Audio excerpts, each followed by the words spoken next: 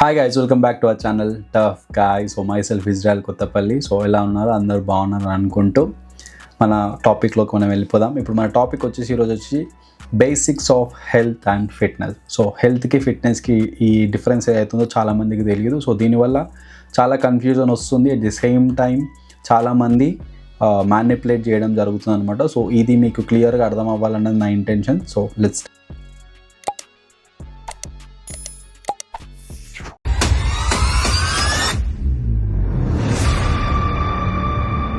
So what is health and what is fitness? So ఈ రెండింటి difference నేను ఇప్పుడు ఎక్స్ప్లెయిన్ చేస్తాను, జాగ్రత్తగా వినండి. హెల్త్ అంటే ఏంటంటే మనకి హ్యూమన్ బాడీలో 12 సిస్టమ్స్ ఉంటాయి అన్నమాట.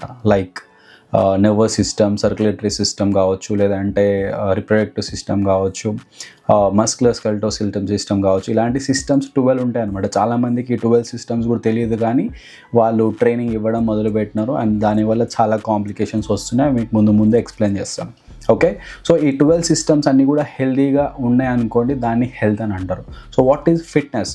ఫిట్నెస్ అంటే ఏంటంటే సెల్ఫ్ ఎబిలిటీ వర్క్స్ ఏవైతే ఉంటాయి, లైక్ ఇప్పుడు కూర్చొని లేవడం కావచ్చు, లేదంటే మెట్లెక్కి దిగడం కావచ్చు కొంత పెద్దవాళ్ళలో, లేదంటే ఇక్కడ వెయిట్ తీసుకెళ్ళి పక్కన పెట్టడం కావచ్చు. దీన్ని మనము ఫిట్నెస్ అని అనొచ్చు అనమాట. సో ఓకే, సో ఈ హెల్త్ అండ్ ఫిట్నెస్ అనేటివి రెండు కూడా ఒక హ్యూమన్కి చాలా ఇంపార్టెంట్. సో ఎక్కడ పొరపాటు అవుతుందని అంటే, ఇప్పుడు చాలామంది ఫిట్గా ఉంటే మేము హెల్తీగా ఉన్నామని అనుకుంటున్నారు అనమాట. సో హెల్తీగా ఉన్న వాళ్ళు ఫిట్ ఉన్నారని అర్థం కాదు, ఫిట్గా ఉన్న వాళ్ళు హెల్తీగా ఉన్నారని అర్థం కాదు. సో ఈ రెండింటిని మీరు క్లియర్గా అర్థం చేసుకోవాలి, డిఫరెన్స్ని. ఒక కాయిన్కి 2 సైడ్స్ ఎలా అయితే ఉంటాయో అలానే హెల్త్ అండ్ ఫిట్నెస్ అనేవి రెండు కూడా చాలా ఇంపార్టెంట్. సో బేసిక్గా మేము జిమ్కి వెళ్తున్నాము, మేము మార్నింగ్ వాకింగ్కి వెళ్తున్నాము అనంత మాత్రమే మీరు హెల్తీ అని కాదు. లేదంటే మీ 12 సిస్టమ్స్ అన్నీ కూడా పర్ఫెక్ట్గా వర్క్ అవుతున్నాయి అంటే మీరు ఫిట్ ఉన్నారని కాదు. సో ఈ రెండింటిని మీరు అర్థం చేసుకొని వీటి మీద మీరు వర్క్ చేసినప్పుడు నిజమైన హెల్త్ని కావచ్చు, నిజమైన ఫిట్నెస్ని కావచ్చు మీరు సాధించగలుగుతారు. ముందు మీరు అర్థం చేసుకోవాల్సిన విషయం ఏదైనా ఉందా అంటే, అసలు హ్యూమన్ బాడీ దేని మీద రన్ అవుతుంది? సో బేసిక్గా అందరూ ఏమంటారు అంటే calorie in and calorie out అనే కాన్సెప్ట్ మీద రన్ అవుతుంది అని అంటారు. సో అది ఎనర్జీ బ్యాలెన్స్, అది నేను ఇన్ ఫ్యూచర్ వీడియోస్లో క్లియర్గా ఎక్స్ప్లెయిన్ చేస్తాను. ఎందుకంటే VMH అని చెప్పేసి ఒక కాన్సెప్ట్ ఉంటుంది, అది నేను ఎక్స్ప్లెయిన్ చేస్తాను. సో బేసిక్గా మీకు ఈరోజు ఏంటంటే అసలు రూట్ ఏంటిది, అసలు హ్యూమన్ బాడీ రన్ అయ్యేది ఆన్ వాట్ బేసిస్ అన్నది దాని మీద నేను మాట్లాడాలనుకుంటున్నాను. So what is the root of humans అని అంటే cell, human cell. So human cell is the basic fundamental unit of body. Okay, so ఇది మనం చిన్న పిల్లలని 6th క్లాస్ పిల్లలని అడిగినా అని చెప్తారనమాట. ఇది అందరికీ తెలిసిన విషయమే.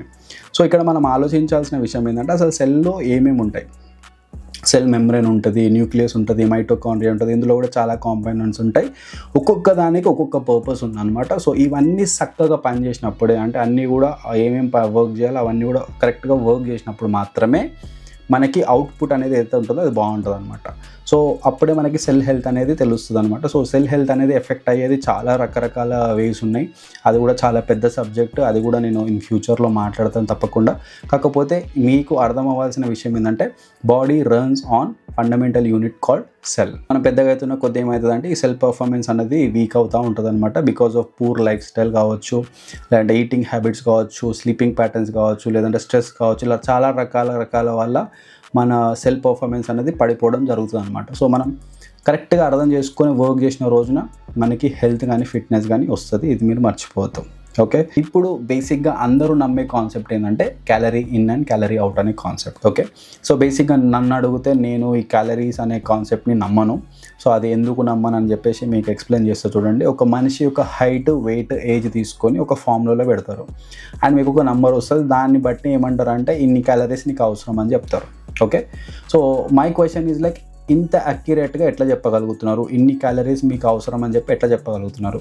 ఈ క్వశ్చన్ చేసినప్పుడు నన్ను అందరూ ఏమంటారు అంటే it is just a reference. Okay, అన్ని క్యాలరీసే యూజ్ అవుతాయి అని కాదు, కానీ జస్ట్ అ రిఫరెన్స్. అంటే దానికంటే తక్కువ ఉండొచ్చు, దానికంటే ఎక్కువ ఉండొచ్చు. ఎక్స్పెరిమెంట్ చేసేసి దాన్ని బట్టి మనము ప్రాక్టీస్ చేయడం జరుగుతుందని చెప్తారనమాట.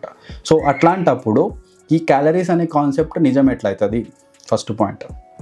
సెకండ్ పాయింట్ వచ్చేసి ఏంటంటే, ఒకవేళ నిజంగానే క్యాలరీస్ అని ఒక నెంబర్ తీసుకున్నాం, అది వర్క్ అయిందని అనుకుందాం. Okay, body is not running on calories కదా. ఇప్పుడు నేను మాట్లాడినట్టు సెల్స్ అనే కాన్సెప్ట్ మీద రన్ అవుతున్నాయి అని మీకు అర్థం చెప్పించిన నేను.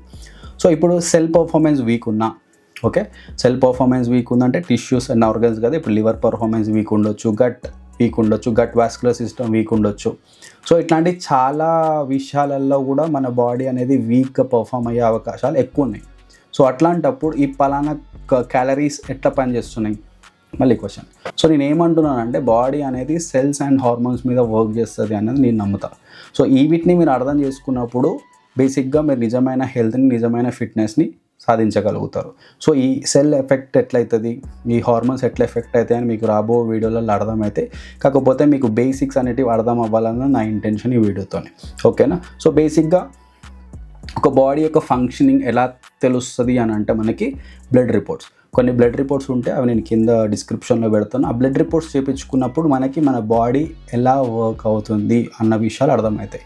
బేసిక్గా లివర్ కావచ్చు, లేదంటే లిపిడ్ ప్రొఫైల్ బట్టి కావచ్చు, లేదంటే హార్ట్ కావచ్చు, లేదంటే మన యూరిక్ యాసిడ్ ఎలా ఉంది, మన HbA1c ఎలా ఉంది, ఇలా కొన్ని కాన్సెప్ట్స్ మనకు అర్థమైనప్పుడు how our body is working అనే విషయం అర్థమవుతుంది అనమాట. కొన్నిసార్లు ఇవి హెల్తీగా ఉంటాయి, బట్ స్టిల్ ఏదైనా కానీ ఈ రోజు కోసం కాదు, రేపటి కోసం అని చెప్పి నేను చాలాసార్లు చెప్పినాను. ఓకే, మీరు తింటున్న ఫుడ్ ఈరోజు ఎఫెక్ట్ చేయకపోవచ్చు, కానీ రేపు ఎఫెక్ట్ చేస్తుంది.